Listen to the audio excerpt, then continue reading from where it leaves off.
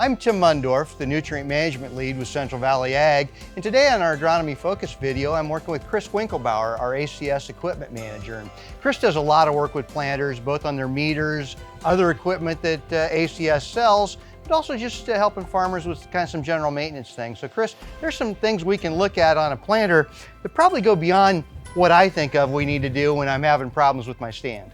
Absolutely, Tim. So, as we're out there looking at the stand, like you said, and analyzing what went right or what didn't go right this year, we want to really dig into that a little bit deeper. So we've got the facts, they're right in front of us now. What do we do about it? And I think that's where we've got to really take a close look at the planter. If we've got some emergence issues or something like that, let's dig into that a little bit.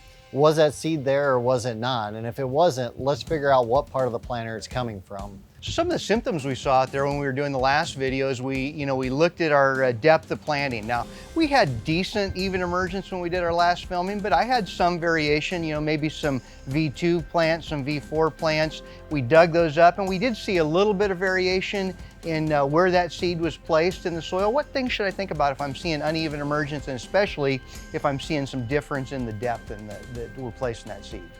Those are kind of two different things there, yep. Tim. When we're talking depth, there's a lot of things that can go into that, all the way from the true V's yep. to the gauge wheels. And that goes back to that planter maintenance. Let's make sure that our true V's are set right. Let's make sure that our gauge wheels, the mustache on top and how we set that depth can vary a lot across that planter. And with wear and the obstacles that we run into out in the field, that can impact the amount of wear that we might see on that row unit. And then we move into planter spacing, and that can be something up on the meter and working itself down, or just row bounce as we're going through the field. Now, once we've had, and of course we can take a look at those meters and update those, put new parts in them, make sure that they're performing as they should. But once we get past the meter, what are kind of some of the next things you look at? If your meters are in good shape, we think a little bit about bounce in the seed tube. We think a little bit about the planter unit moving up and down. What are some things you think about?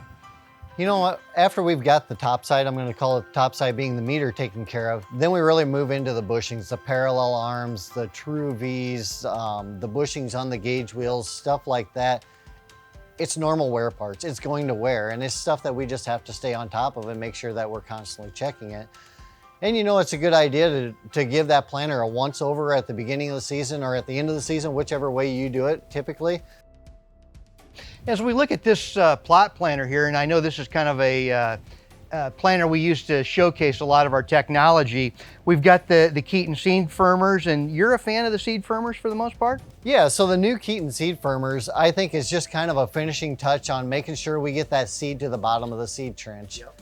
There's a lot of things that go into that, and I keep going back to setting those true V's, but that's the beginning of it. We're creating that furrow to drop that seed in, and we want to make sure that we can get that seed to the bottom of that seed trench with no hairpinning or any trash in there, and make sure we get good soil to seed contact. A lot of talk about the high-speed planters now, Chris, but I do like to at least have a conversation with a grower about, what is your speed out there? As you're talking to a grower with standard technology, without the high-speed planter, without the seed tube that's going to drop that seed through and mind it all the way, what kind of speed are you talking to growers about?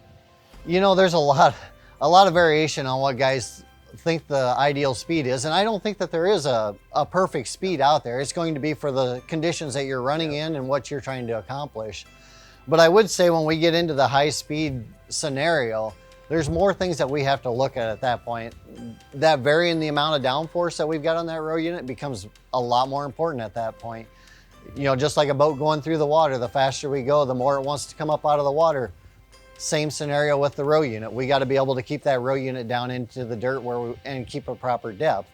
The other thing that we got to think about is our row cleaners on the front. Yep. If we have row cleaners set for 5 miles an hour, they move trash out a certain amount. When we go 7 miles an hour, it's spinning that trash cleaner just a little bit faster and probably going to throw that trash out even a little bit farther. Is it throwing it into the next row?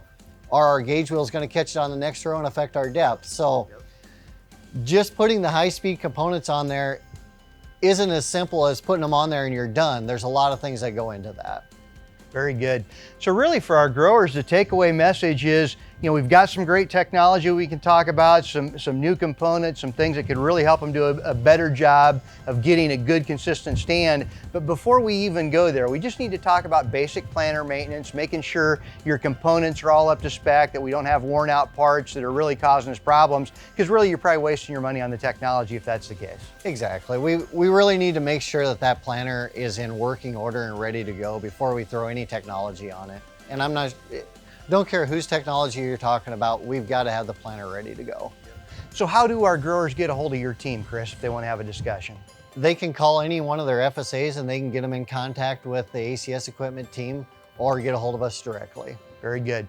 So with Chris Winkelbauer, our ACS equipment manager, I'm Tim Mundorf, and thank you for joining us for this episode of Agronomy Focus.